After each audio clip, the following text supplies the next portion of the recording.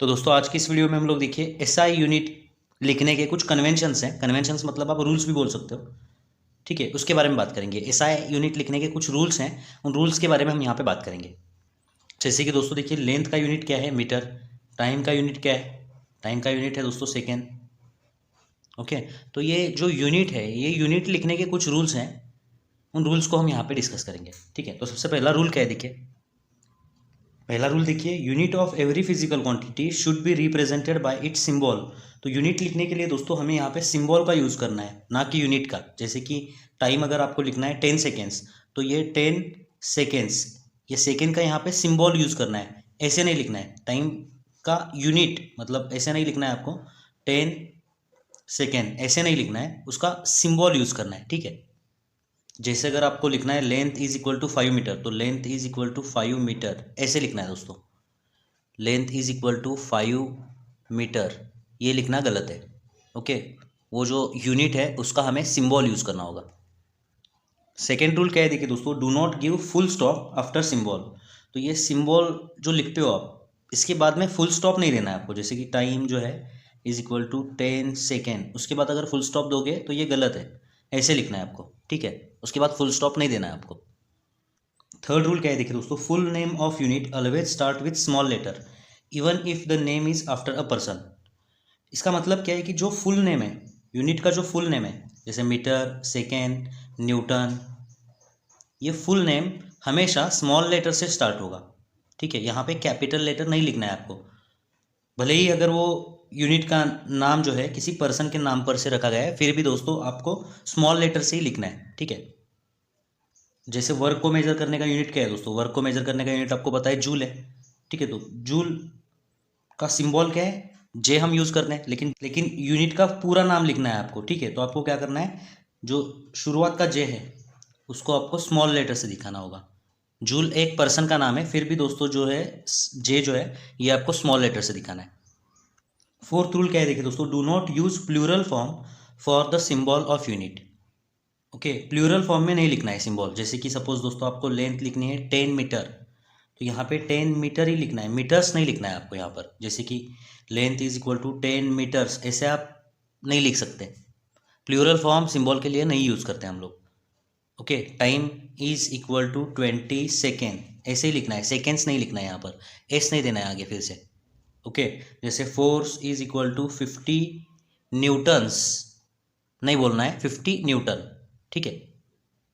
क्योंकि अगर दोस्तों प्लूरल फॉर्म आप यूज़ करोगे सिंबल के लिए तो उसका कुछ अलग मीनिंग निकलेगा। जैसे कि length is equal to 10 meters आप बोलोगे यहाँ पर, तो इसका मीनिंग कुछ अलग होता है। इसीलिए दोस्तों हम प्लूरल फॉर्म नहीं यूज़ करते सिंबल के लिए।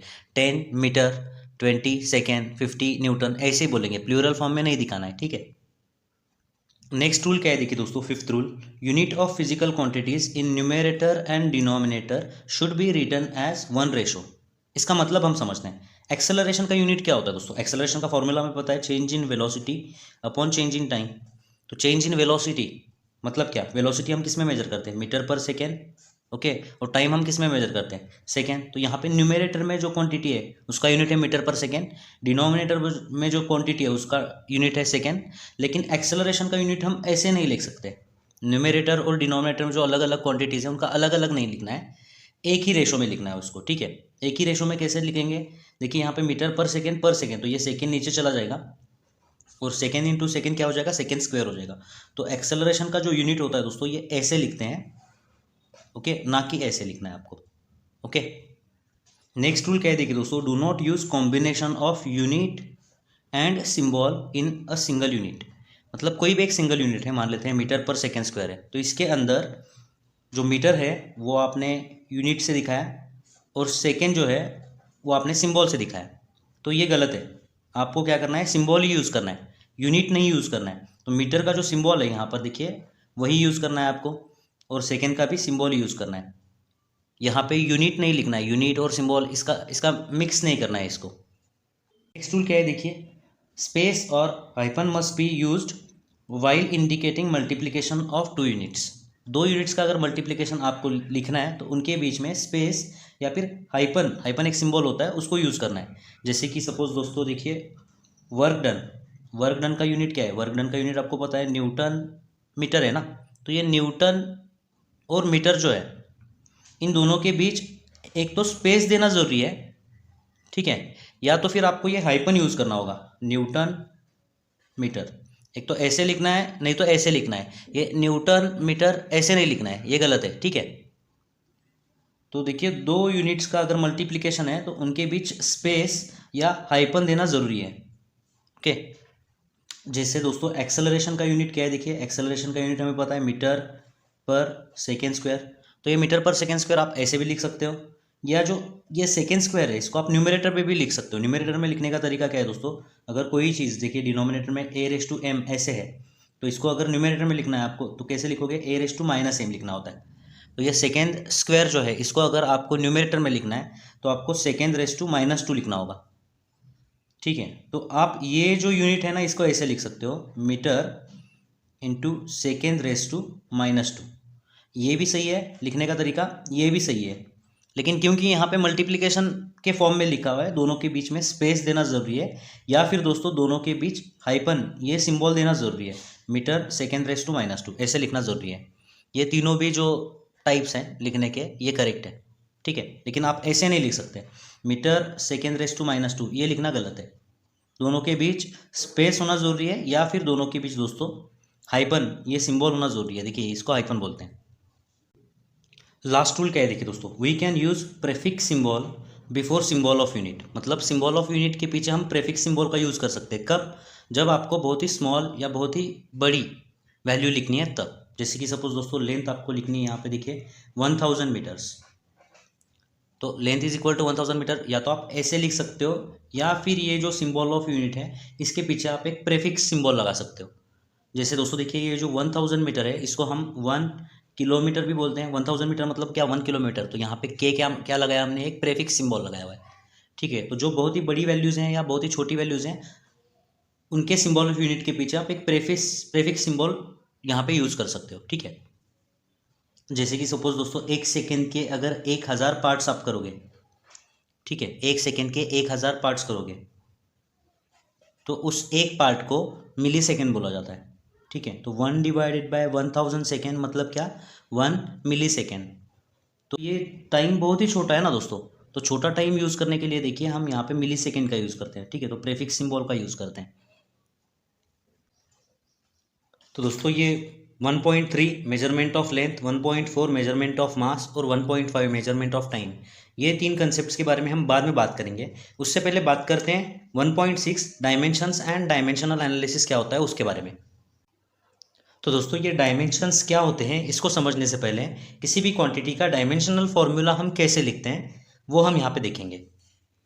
तो दोस्तों किसी भी क्वांटिटी का डायमेंशनल फॉर्मूला लिखने के लिए जो बेसिक क्वांटिटीज़ है, बेसिक फंडामेंटल जो क्वांटिटीज़ है, जैसे कि लेंथ, उस लेंथ के लिए कैपिटल एल लेटर यूज़ किया जाता है। दूसरी फंडामेंटल क्वांटिटी है मास, मास के लिए दोस्तों कैपिटल एम लेटर यूज़ किया जाता है। और तीसरी फंडामेंटल क्वांटिटी दोस्तों टाइम है, टाइम के लिए कैपिटल टी लेटर यूज़ किया जाता है, ठीक है। डायमेंशनल फॉर्मूला लिखने के लिए ये जो फंडामेंटल क्वांटिटीज़ है इनके लिए ये लेटर्स यूज़ किए जाते हैं, ठीक है। अब देखते हैं किसी भी क्वांटिटी का डायमेंशनल फॉर्मूला लिखते कैसे हैं। उसके लिए हम यहाँ पे एक एग्जांपल लेंगे। हम क्या करेंगे दोस्तों, यहाँ पे स्पीड जो है, स्पीड एक क्वांटिटी है, इसका डायमेंशनल फॉर्मूला कैसे लिखते हैं उसके बारे में हम यहाँ पे देखेंगे। तो स्पीड का डायमेंशनल फॉर्मूला लिखने के लिए सबसे पहले तो आपको ये जो स्पीड है इसका फॉर्मूला पता होना जरूरी है। स्पीड का फॉर्मूला क्या है, स्पीड का फॉर्मूला है दोस्तों डिस्टेंस अपॉन टाइम, ठीक है, डिस्टेंस अपॉन टाइम। तो फिर दोस्तों स्पीड का यूनिट क्या हुआ, डिस्टेंस हम मीटर में मेजर करते हैं, टाइम हम सेकेंड में मेजर करते हैं, ठीक है। तो ये मीटर की पावर कितनी दोस्तों, मीटर की पावर है 1 और सेकेंड की पावर भी 1 है यहाँ पर। तो इसको हम एक और तरीके से लिख सकते हैं, मीटर इंटू सेकेंड⁻⁻1। ये सेकेंड⁻1 जो है इसको अगर न्यूमरेटर में लिखना हो तो हम सेकेंड⁻⁻1, सेकेंड की पावर जो है उसको -1 लिखते हैं, ठीक है। और मीटर की पावर कितनी है, मीटर की पावर 1 ही रहेगी यहाँ पर, ओके। अब ये जो स्पीड है इसका डायमेंशनल फॉर्मूला लिखने के लिए दोस्तों आपको क्या करना है, एक ऐसा स्क्वायर ब्रैकेट बनाना है, उसके अंदर L M T ऐसे लिखना है, ठीक है। अब L का मतलब क्या है, लेंथ, M का मतलब मास और T का मतलब टाइम। और इसका जो यूनिट है इसके अंदर देखना है दोस्तों, M मतलब क्या होता है, मीटर, मीटर मतलब क्या है, लेंथ, लेंथ की पावर कितनी है दोस्तों यहाँ पर 1, तो यहाँ पे भी आपको लेंथ की पावर 1 लिखनी होगी। यहाँ पे एस का मतलब क्या है, सेकेंड, मतलब टाइम की पावर क्या है यहाँ पर -1, तो यहाँ पे टाइम की जो पावर है वो -1 लिखनी होगी, ठीक है। यहाँ पे मास प्रेजेंट नहीं है तो एम की पावर क्या होगी, 0 होगी। ओके, तो यही है दोस्तों, ये जो स्पीड है इसका डायमेंशनल फॉर्मूला ये है।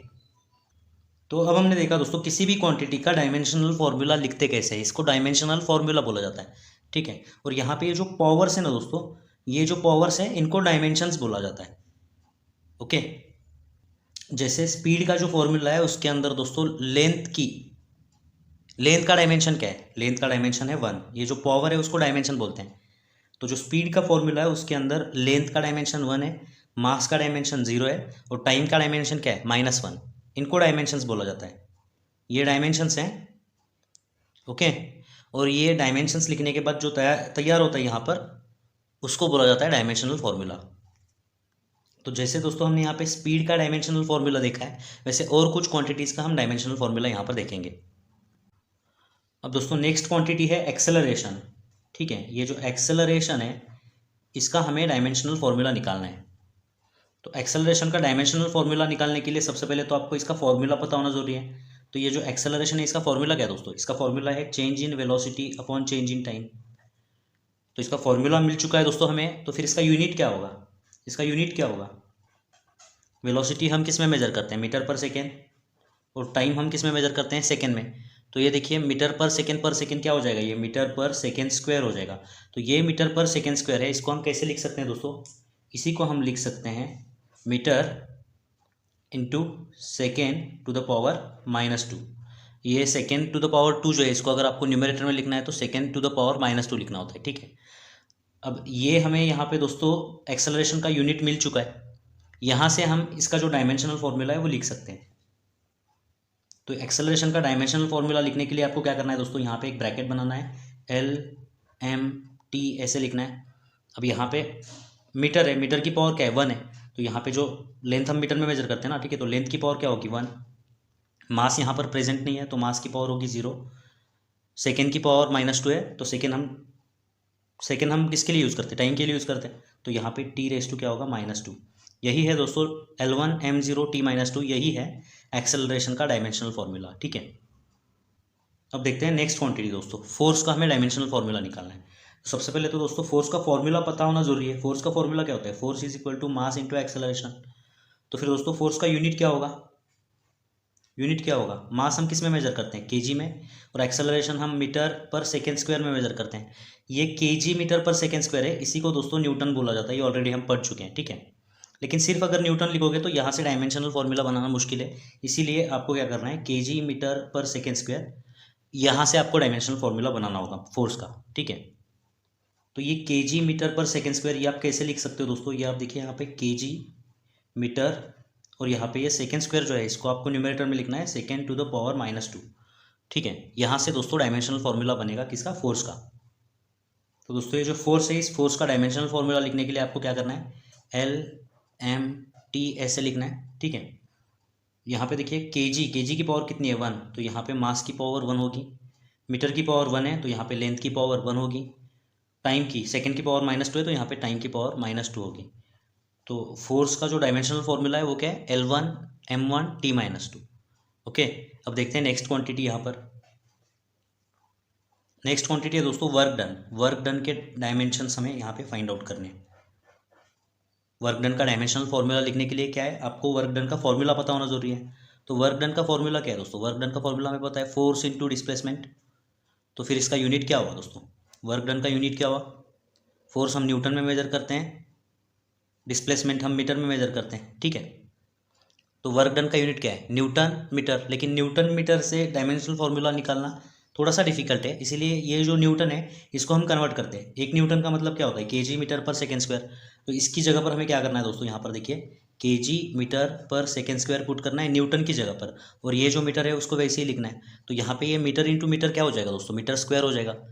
तो वर्क डन का यूनिट क्या बनेगा, KG meter into meter, meter square upon second square. तो ये अपॉन सेकेंड स्क्वायर जो है इसको हम न्यूमरेटर में अगर लिखेंगे तो आपको कैसे लिखना होगा, KG meter square into second to the power -2, ठीक है। यहाँ से दोस्तों वर्क डन का जो डायमेंशनल फॉर्मूला है वो लिखना आसान होगा। तो वर्क डन का डायमेंशनल फॉर्मूला कैसे लिखोगे दोस्तों, LMT। पावर्स क्या होंगी यहाँ पर देखिए, kg की पावर 1 है तो m की पावर 1 हो जाएगी, मीटर की पावर 2 है तो लेंथ की पावर 2 हो जाएगी, और टाइम सेकेंड की पावर -2 है तो टाइम की पावर यहाँ पर -2 हो जाएगी। तो L2 M1 T -2, यही है दोस्तों डायमेंशनल फॉर्मूला वर्क डन का। अब देखते हैं दोस्तों नेक्स्ट क्वांटिटी पावर। पावर का डायमेंशनल फॉर्मूला निकालेंगे। तो पावर का डायमेंशनल फॉर्मूला निकालने के लिए सबसे पहले तो पावर का फॉर्मूला पता होना जरूरी है। पावर मतलब क्या होता है दोस्तों, वर्क डन अपॉन टाइम, ठीक है, work done upon time. Work done हम किस में मेजर करते हैं, वर्क डन देखिए न्यूटन मीटर, ठीक है। तो यहाँ पर देखिए न्यूटन, ये अलग बात है कि न्यूटन मीटर को हम जूल भी बोलते हैं, ठीक है, ओके। तो न्यूटन मीटर टाइम किस में मेजर करते हैं, सेकेंड में। तो न्यूटन मीटर पर सेकेंड, या फिर आप जूल पर सेकेंड भी बोल सकते हो, और उस जूल पर सेकेंड को वैट भी बोलते हैं, ठीक है, जूल पर सेकेंड को वैट भी बोलते हैं, ठीक है। तो पावर को मेजर करने का जो यूनिट है वो वैट है, लेकिन यहाँ से हम लोग डायमेंशन नहीं बना सकते, यहाँ से भी नहीं बना सकते, यहाँ से भी नहीं बना सकते, ठीक है। तो हमें क्या करना होगा, यहाँ पे जो न्यूटन है उसको हमें रिप्लेस करना होगा। न्यूटन को कैसे रिप्लेस करोगे, एक न्यूटन का मतलब क्या है, kg मीटर पर सेकेंड स्क्वायर, ठीक है। तो जो पावर है उस पावर का यूनिट क्या लिखोगे दोस्तों, आप यहाँ पर देखिए न्यूटन की जगह पर आपको लिखना है kg मीटर पर सेकेंड स्क्वायर, kg मीटर पर सेकेंड स्क्वायर। यहाँ पे जो मीटर है उसको वैसे ही लिखना है, डिवाइडेड बाय क्या होगा यहाँ पर सेकेंड, ठीक है, ओके। अब ये kg मीटर इंटू मीटर क्या हो जाएगा, kg मीटर स्क्वायर हो जाएगा, और यहाँ पे सेकेंड स्क्वायर डिनोमिनेटर में, ये सेकेंड स्क्वायर और ये सेकेंड मिला करके क्या हो जाएगा, यहाँ पर सेकेंड क्यूब हो जाएगा। अब ये सेकेंड क्यूब अगर ऊपर लिखना है आपको तो कैसे लिखोगे, यहाँ पे देखिए kg meter square into second to the power -3। यहाँ से दोस्तों पावर का डायमेंशन लिखना, डायमेंशनल फॉर्मूला लिखना बहुत ही आसान है। कैसे लिखोगे दोस्तों, तो पावर का जो डायमेंशनल फॉर्मूला है वो दोस्तों देखिए यहाँ पर LMT की पावर्स लिखने हैं आपको। तो यहाँ पर देखिए मीटर की पावर कितनी है 2, तो यहाँ पर लेंथ की पावर होगी 2, मास की पावर कितनी है 1, तो यहाँ पर 1, सेकेंड की पावर है दोस्तों यहाँ पर -3, तो t की पावर होगी यहाँ पर -3। यही है दोस्तों पावर का डायमेंशनल फॉर्मूला, ठीक है। तो दोस्तों किसी भी चीज़ का डायमेंशनल फॉर्मूला कैसे निकालते हैं उसके बारे में हमने यहाँ पे जानकारी ली हुई है। तो होमवर्क में आपको क्या करना है दोस्तों, आपको देखिए कुछ क्वांटिटीज़ का डायमेंशनल फॉर्मूला बनाना है, जैसे कि प्रेशर। तो दोस्तों ये जो प्रेशर है, इस प्रेशर का डायमेंशनल फॉर्मूला फाइंड आउट करिए, होमवर्क एज ए होमवर्क। फिर दोस्तों मोमेंटम का डायमेंशनल फॉर्मूला आपको फाइंड आउट करना है। फिर डेंसिटी लो, और जैसे भी जितने भी दोस्तों आपको यहाँ पर देखिए क्वांटिटीज़ दिखती है उनका डायमेंशनल फॉर्मूला आप तैयार करिए, ठीक है। तो यहाँ पे दोस्तों ये वीडियो खत्म होता है, इसका अगला जो पार्ट है उसके बारे में हम लोग नेक्स्ट वीडियो में बात करेंगे। तो मिलते हैं दोस्तों आपसे अगली वीडियो में, धन्यवाद। चैनल को प्लीज़ सब्सक्राइब करिए और वीडियोज़ को अपने दोस्तों के साथ शेयर करिए।